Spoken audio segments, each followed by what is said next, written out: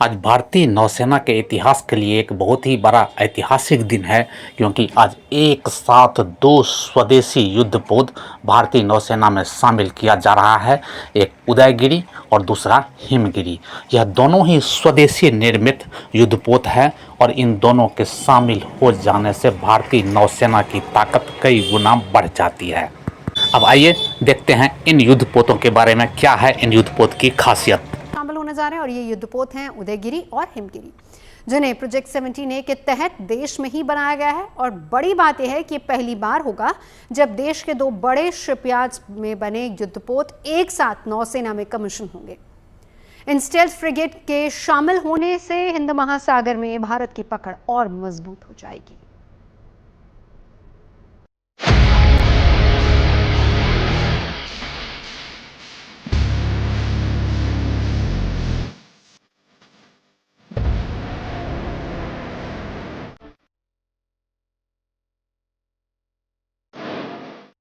भारतीय नौसेना के बेड़े में दो नए सूरमा शामिल होने जा रहे हैं, जिनमें एक है एडवांस स्टील्थ युद्धपोत उदयगिरी,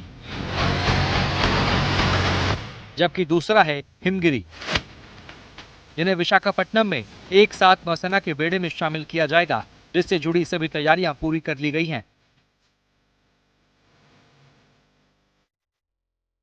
इन युद्धपोतों की कमीशनिंग इसलिए भी खास है क्योंकि ये पहली बार होगा जब देश के दो बड़े शिपयार्ड में बने युद्धपोतों को एक साथ नौसेना के सुपुर्द किया जाएगा।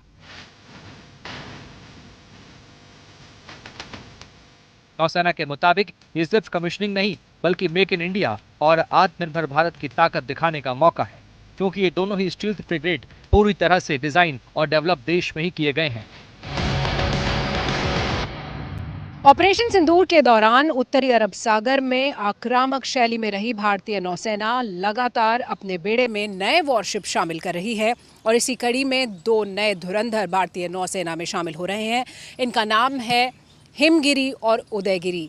ये दोनों ही वॉरशिप्स भारत में बनाए गए हैं। इसी क्लास का पहला INS नीलगिरी जनवरी में कमीशन किया गया और भारतीय नौसेना के बेड़े में दो नए यानी कि INS उदयगिरी और INS हिमगिरी के शामिल होने से भारतीय नौसेना की ताकत स्वदेशी और आत्मनिर्भरता के साथ और ज़्यादा बढ़ने वाली है। आपको बता दें कि इस प्रोजेक्ट के 7 वॉरशिप्स हैं, जिनमें से सभी भारत में बनाए जा रहे हैं। इसे एक बड़ी उपलब्धि इसलिए भी माना जा रहा है कि एक ही साथ एक ही जगह पर 2 वॉरशिप्स को कमीशन किया जाएगा। प्रोजेक्ट 17A के तहत देश में कुल 7 फ्रिगेट्स बनाए जा रहे हैं, जिसके तहत ही next generation stealth frigate Udaygiri और हिमगिरी को बनाया गया है। उदयगिरी प्रोजेक्ट 17A के तहत बना दूसरा स्टील्थ युद्धपोत है, जिसे मुंबई के मचगांव डॉक शिप बिल्डर्स लिमिटेड यानी MDL ने बनाया है, जबकि हिमगिरी को कोलकाता के garden reach ship builders and engineers यानी GRSE ने तैयार किया है। खास बात यह है कि उदयगिरी नौसेना के वॉरशिप डिजाइन ब्यूरो का 100वां डिजाइन किया गया जहाज है, जो नौसेना के लिए एक बड़ी उपलब्धि है। करीब 6700 टन वजनी ये युद्धपोत शिवालिक क्लास से बड़े और ज्यादा हाईटेक है। इनका डिजाइन ऐसा है कि रडार पर कम दिखते हैं, यही इनकी स्टील्थ क्षमता है, जिसके चलते दुश्मन के रडार इन्हें आसानी से पकड़ नहीं सकते और ये युद्धपोत डीजल और गैस दोनों ईंधन से चल सकते हैं। कमीशनिंग से पहले दोनों युद्धपोत कठिन समुद्री परीक्षण से गुजरे हैं, जिनमें ये सभी पैमानों पर पूरी तरह से खरे उतरे। उसके बाद ही इन्हें नौसेना में शामिल किया जा रहा है। मैं मानता हूं कि भारतीय नौसेना के लिए एक सुनहरा दिवस, जब दो शिप एक साथ समय के अनुसार उनसे पहले ही लगातार कमीशन हो रहे हैं। प्रोजेक्ट शिवालिक जो पहले इस क्लास के शिप्स हमने बनाए थे, उन्हीं का ही फॉलोन है। और आगे हम दूसरे 17 ब्रावो जो बनाने वाले हैं, हम जो नेक्स्ट जनरेशन फ्रिगेट्स होंगे एडवांस, उसको भी ये आगे फायदा करेगा इसके निर्माण की जो स्किल्स हैं उसको देखते हुए। तो मैं मानता हूं कि एक रीजनल स्टेबिलिटी, क्रेडिबल डिटरेंस और भारतीय नौसेना की पकड़ Indian Ocean region and Pacific तक में दूर तक गूंजने वाली है। इन नेक्स्ट जनरेशन स्टील्थ फ्रिगेट में एक से बढ़कर एक हथियार लगे हैं, जिनमें सतह से सतह पर मार करने वाली सुपरसोनिक मिसाइलें भी शामिल हैं और मध्यम दूरी की सतह से हवा में मार करने वाली मिसाइलें भी इनसे आसानी से दागी जा सकती हैं। इन युद्धपोतों में 76 mm की गन लगी है। इसके अलावा 30 mm और 12.7 mm के क्लोज इन वेपन सिस्टम यानी CIWS भी लगे हैं। इतना ही नहीं, इन जहाजों के पास एंटी सबमरीन हथियार भी हैं। इन हथियारों की बदौलत ये स्टील्थ फ्रिगेट जंग के मोर्चे पर दुश्मन के लिए काल से कम नहीं है। वहीं इनकी रफ्तार करीब 52 किलोमीटर प्रति घंटा और रेंज एक बार ईंधन भरने के बाद 10,000 किलोमीटर से ज्यादा है।